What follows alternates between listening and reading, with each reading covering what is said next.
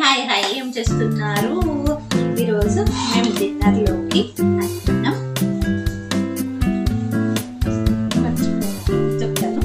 అన్నం, పెసరపప్పు, ఇవి లావు పచ్చిమిరపకాయలు చేసినారా? ఇవి పప్పుల పొడి నించుకుంటే చాలా టేస్టీగా ఉంటాయి. ఇవి ఎలా ప్రిపేర్ చేయాలో, అలానే పెసరపప్పు పప్పు ఎలా ప్రిపేర్ చేయాలో నా స్టైల్లో చూసేద్దామా? లాంగ్ వీడియోలను కూడా ఎంకరేజ్ చేయండి. చిన్న షార్ట్ వీడియోలు అయితే బాగా చూస్తున్నారు, అలానే లాంగ్ వీడియోలు కూడా చూడండి. నేను మొన్న ఒకటి అప్లోడ్ చేసిన, ఈరోజు ఒకటి అప్లోడ్ చేస్తున్నాను. ఇవి వచ్చేసి పప్పులు, ఇది వచ్చేసి కొబ్బరి, ఇది వచ్చేసి కొంచెం జీలకర్ర ఫ్లేవర్ తగ్గుతుంటే బాగుంటుంది. టేస్ట్కు సరిపడా దీంట్లోనే ఉప్పు వేయాలి. నేను 1/2 కేజీ పచ్చిమిరపకాయలు తీసుకున్నాను.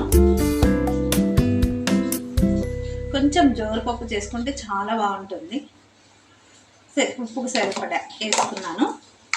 ఇది వచ్చేసి కారం దీంట్లోనే కారం ఉంటాయి కాబట్టి కారం ఏం వేయట్లేదు. ఇవి వచ్చేసి గ్రైండ్ చేసుకొచ్చుకుందాం, ఓకేనా? ఇప్పుడు వచ్చేసి పెసరపప్పు ఒక చిన్న టీ గ్లాస్ తీసుకొని వాష్ చేసుకొని వీటిని కొద్దిగా పసుపు వేసి 3 విజిల్స్ వచ్చేంత వరకు ఉడికించుకోండి. ఒక గ్లాస్కి 3 గ్లాసులు వాటర్ వేయండి. ఇది వచ్చేసి పప్పు, ఇది వచ్చేసి అన్నం కనిపించట్లేదు కదా, నైట్ ఈరోజు అన్నమే తినేస్తున్నాం అనమాట. అన్నం చేస్తున్నాను. ఇప్పుడు మనం గ్రైండ్ చేసుకున్న పప్పులు, కొబ్బరి, ఉప్పు, జీలకర్ర, నెక్స్ట్ వచ్చేసి ఇదిగోండి, ఇవి లావు మిరపకాయలు మనం ఇక్కడ ఇలా కటింగ్ చేసుకోవాలి. ఒకటి ఇలా చిగిలిక పెట్టుకోవాలి.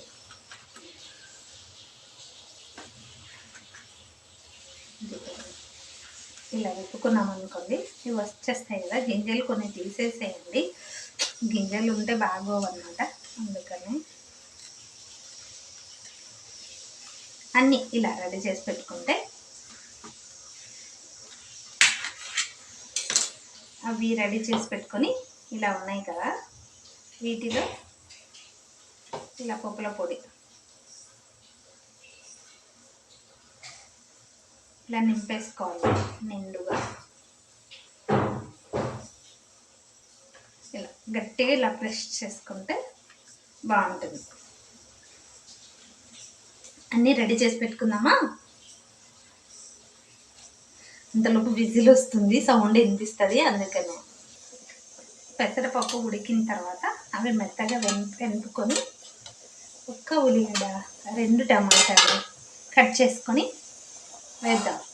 ఇవి వచ్చేసి ఇదిగోండి, ప్రిపరేషన్ అయిపోయింది. నెక్స్ట్ కడాయి పెట్టి ఇవి చేసుకుందాం. రైస్ ఉడుకుతుంది, పప్పు కూడా అయిపోయింది. ఇదిగోండి విజిల్ వస్తుంది. ఇంత విజిల్ అయిపోయిన తర్వాత పప్పు వెనుకొని చూద్దాం. అంతవరకు ఇవి తరిగేసుకుందాం.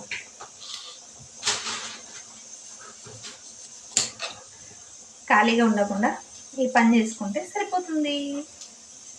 అన్నం పొంగొచ్చేస్తుంది.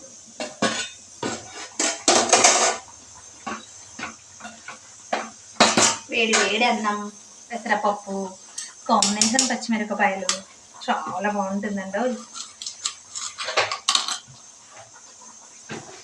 ఇవి తరిగేసుకుందాం. ఇప్పుడు కడాయి పెట్టుకొని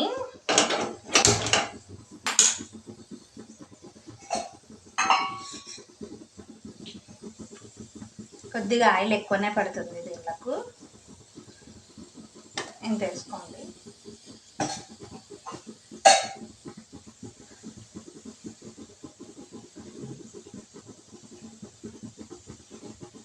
దీంట్లో జీలకర్ర, ఆవాలు, కరివేపాకు అవన్నీ ఏమో అవసరం ఉండదు. జస్ట్ ఇవి ఇలా కొంచెం ఇంకా హీట్ కావాలి. నేను ఇవి సర్దుకునేటప్పుడు హీట్ అవుతుంది లేని ఇలానే పెట్టేస్తున్నాను. ఇంకొంటే హీట్ అవుతూ ఉంది, సౌండ్ వస్తుంది. ఇలా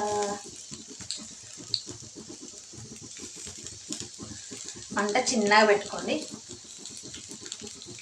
ఇవి మళ్ళీ ఫ్రై అవ్వాలి కాబట్టి స్లోగా ఆయిల్ హీట్ అయింది, అప్పుడే సౌండ్ వస్తుంది. ఇప్పుడు స్లోగా పెట్టుకున్నాము. స్లోగా పెట్టుకుంటేనే ఈ లేయరు మందం ఉంటుంది కదా, ఇది వచ్చేసి బాగా కుక్ అవుతుంది. అందుకని ఇలా ఒక్కొక్కటి ఇలా కొంచెం కొంచెం కదిలించుకుంటూ ఈ లాస్ట్ చివరి దీంట్లోకి రావాలి కదా, అందుకని ఇలా ఇలా పప్పుల పొడి పోయినా పర్లేదు, ఏం కాదు, ఆయిల్లోనే ఉంటుంది కాబట్టి జస్ట్ ఇలా కదుపుకుంటూ ఉంటే ఈ చివరి కూడా మనకు ఫ్రై అవుతాయి కదా, లేదంటే అలానే ఉండిపోతాయి. అందుకని ఓకే, ఇదిగోండి ఇది ఫ్రై అయింది కూడా. అలా కొంచెం ఒక్కొక్కసారి మనం ఇక్కడ దగ్గర ఉన్నప్పుడు కొద్దిగా మంట ఎక్కువ పెట్టుకుంటే, కాస్త ఏదైనా బయటికి వెళ్ళినప్పుడు ఏదైనా పని ఉంటుంది కదా, అప్పుడు కొద్దిగా సిమ్లో పెట్టుకొని వెళ్ళాలి. మన లేడీస్కి ఒక్క పని ఏమి ఉండదు కదా, అటు ఇటు తిరుగుతూనే ఉంటాం వంట చేసుకుంటూ. నేనైతే తిరుగుతూనే ఉంటాను, బట్టలు మడతేసేదో లేదంటే మిషన్ కాడ హెమ్మింగ్ చేసేదో ఏదో ఒకటి చేస్తూనే ఉంటా, లేదంటే బట్టలు ఆరేసుకుంటున్నాము, లేదంటే టీవీ దగ్గర సర్దడము చేయడము, అట్లా పనులు చేసుకుంటూ ఉంటా. వేడి వేడి అన్నం రెడీ అయింది. ఒక్కోసారి కొంచెం పెద్దగా పెట్టి బంద్ చేసుకున్నాం.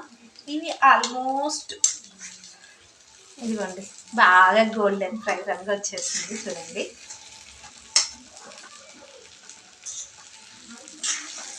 ఇవి మా పిల్లలు కూడా చాలా ఇష్టంతో తింటారు, బాగుంటాయి కాబట్టి, టేస్ట్ చాలా బాగుంటాయండో. ఇంకా ఇవి రెండు కొద్దిగా ఉన్నాయి, ఇవి రెండు మగ్గితే బాగుంటాయి. ఇవి చూడండి, ఫస్ట్ ఏమో బాగా నిండుగా కనపడే, ఇప్పుడు చూడండి కొద్ది కొద్దిగానే అయినాయి. ఉడికే కొద్దీ మెత్తబడిపోతాయి కదా, అందుకని కొంచెం ప్లేస్ వచ్చేస్తుంది. ఇలా తిప్పుకుంటూ ఉండాలి. పెద్ద గంట బదులు ఇట్లా చిన్న స్పూన్ తీసుకుంటేనే బాగా నీట్గా వచ్చేస్తుంది తిప్పుకోవడానికి.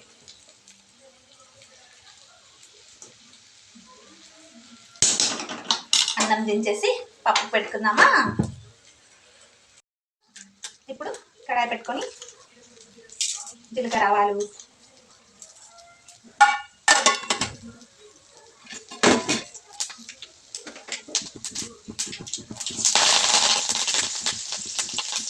కొద్దిగా కరివేపాకు, తరిగి పెట్టుకున్న టమాటా, ఉల్లిగడ్డలు,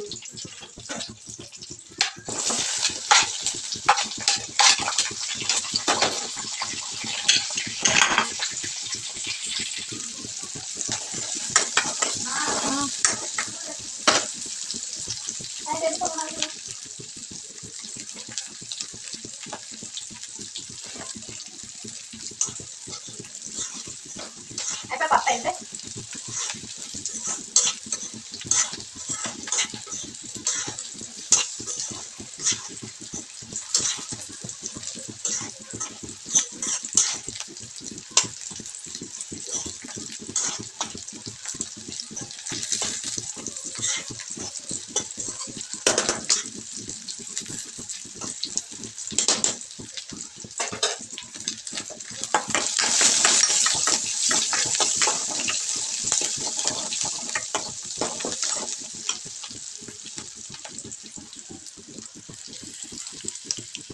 ఆనియన్స్ ఫ్రై అయినాయి కదా, ఇప్పుడు టమాటాలు కూడా కొద్దిగా మగ్గాలి.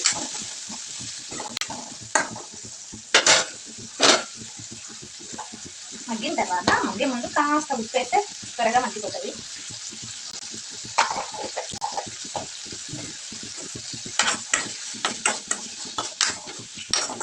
కొద్దిగా మూత పెడతాం. అంతలోపు ఇవి ఒక్కసారి కలుపుకుందాం. కనిపిస్తున్నాయా? ఆల్మోస్ట్ అయిపోయినాయి, అన్నీ ఫ్రై అయిపోయినాయి, గోల్డెన్ రంగులోకి వచ్చేసినాయి, రెడీ అయినాయి. తోలు కూడా కొద్దిగా ఎలబడినట్లు అయిపోయింది. ఇప్పుడు వచ్చేసి మిగిలిపోయినది పప్పుల పొడి ఉంటుంది కదా, ఇది దీంట్లోకి వేసేసేయాలి.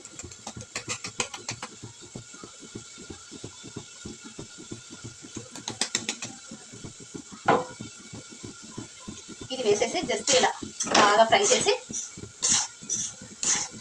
పప్పుల పొడి కలిసేంత వరకు బాగా కలుపుకోవాలి. చిన్న చిన్నగానే మళ్ళీ ఫాస్ట్ కలిపేయండి, అవి అంతా చిరిగిపోతాయి. అది కొద్దిగా కొద్దిగా ఇలా ఊరికే ఇలా, లేదంటే అంటే తోలంతా వచ్చేస్తుంది బయటికి.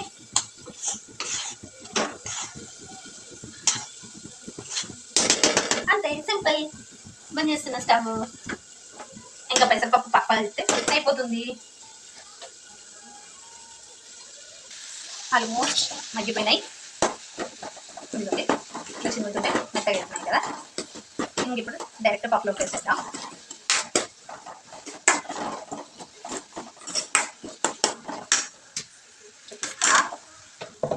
ఇదిగోండి ఇంకా దీంట్లో ఉప్పు కూడా వేయలేదు.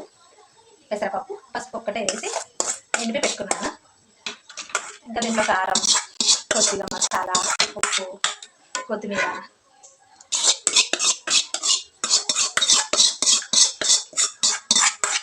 ఇలా వేసుకుంటే చాలా బాగుంటుంది.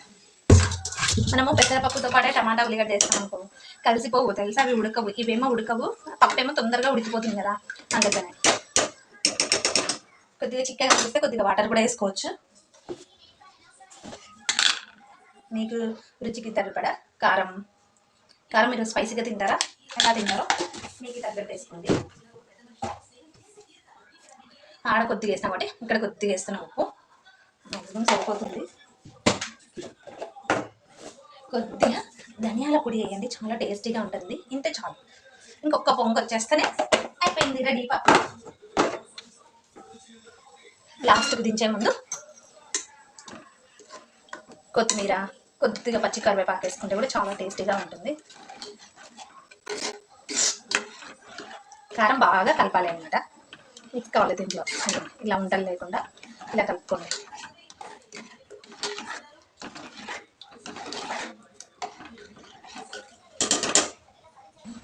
రెడీ పప్పు. ఇదిగోండి అంత మిక్స్ అయిపోయింది. ఇంకా ఇప్పుడు తిందామా ప్లేట్లో పెట్టుకొని. పదండి వెళ్దాం. గ్యాస్ కట్టేస్తున్నా. ప్లేట్లో ఫస్ట్ పప్పు వేయాలంటారు కదా, ఏదన్నా కానీ అన్నం బదులు కొంచెం పప్పు వేస్తున్నా.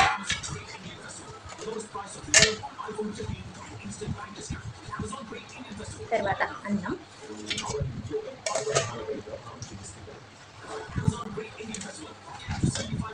కొద్దిగా పప్పు, తర్వాత నీళ్ళు.